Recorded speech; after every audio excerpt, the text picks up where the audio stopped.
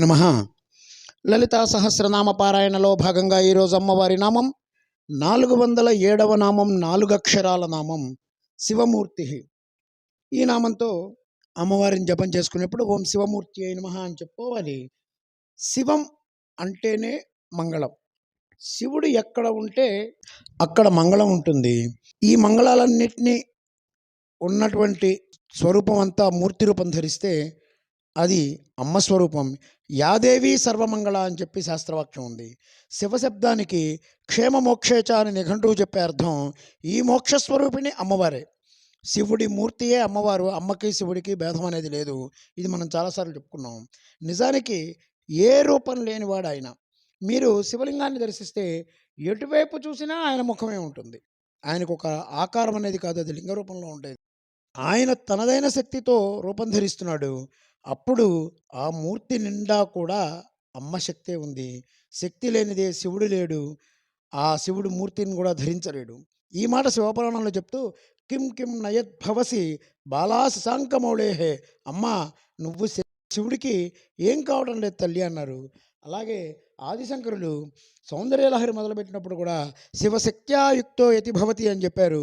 అంటే శివుడి యొక్క శక్తి మొత్తం అమ్మే అని చెప్పాడు. శక్తి శరీరమది దైవతావంతరాత్మ ఐశ్వర్యమాయత నమాసనజాలమిచ్చా అని. అమ్మ నువ్వు శివుడికి శక్తివి, శరీరానివి, ఆయతనానివి. ఆయతనం అంటే ఉండే చోటు. ఇలా అన్ని రకాలుగా ఆ శివుడికి అమ్మవారు ఉన్నారు కనుక శక్తి శరీరం అధిదైవతం. శివుడికి శక్తి అమ్మవారు, శరీరం అమ్మవారు. ఎందుకు శివుడు మూర్తి ధరించాడంటే శక్తి లేనిదే శివుడు మూర్తిని ధరించలేడు. అవ్యక్తమైన స్వామి వ్యక్తం అవ్వాలంటే అమ్మ కనబడాలి. వ్యక్తమంతా అమ్మ స్వరూపం, అవ్యక్తమంతా అయ్య స్వరూపం అని చెప్పి శాస్త్రం చెప్తోంది, శివపురాణం చెప్తోంది. వ్యక్తావ్యక్త స్వరూపిణి నామాన్ని ఇక్కడ ఇంకోసారి మనం గుర్తు తెచ్చుకోవచ్చు.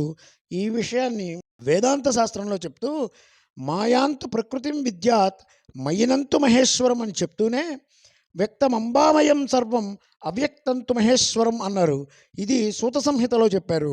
వ్యక్తమైతే అది అమ్మ స్వరూపం, అవ్యక్తమైతే అది అయ్య స్వరూపం అని చెప్పారు. అవ్యక్తమైన శివుడు వ్యక్తమయ్యాడంటే శివుడిలో అమ్మ శక్తి స్వరూపం నిండి ఉంది. అదే శివమూర్తి, శివుడి యొక్క మూర్తి. శివమూర్తికి అమ్మకి భేదం లేదు. ఇక్కడ ఈ విషయం చెప్పడంలో ఉన్నటువంటి ఉద్దేశం సమయాచారమైన అభేదమే మొదటి నుంచి మనం చెప్పుకుంటున్నాం. దీనికి సంబంధించి ఆగమం ఏం చెప్పిందంటే ఏకో రుద్రాహ సర్వభూతేషు గూఢ మాయారుద్రాహ సకలో నిష్కళశ్చ స ఏవ దేవీన చ తద్వికిన్న హేత్యత్ జ్ఞాత అమృతాత్మం ప్రణంతి అన్నారు. ఏకో రుద్రాహ సర్వభూతేషు గూఢాహ, సర్వజీవకోటిలో కూడా గూఢంగా ఉన్నటువంటి ఆత్మస్వరూపుడు శివుడే. సయేవ దేవి, ఆయనే దేవి. వాళ్ళిద్దరికీ భేదం లేదు. కనిపించడమే అర్ధనారీశ్వర రూపం, కానీ స్త్రీ స్వరూపంతో కొలిస్తే అమ్మ, పురుష స్వరూపంతో కొలిస్తే అయ్యా. వాళ్ళిద్దరికీ అభేదం అని చెప్పుకోవాలి. ఎవరు తెలుసుకుంటున్నారో వారు అమృతత్వాన్ని పొందుతున్నారు. శివశక్తుల ఏకత్వాన్ని గ్రహించిన వాళ్ళే అమ్మతత్వాన్ని కూడా పొందగలుగుతున్నారు.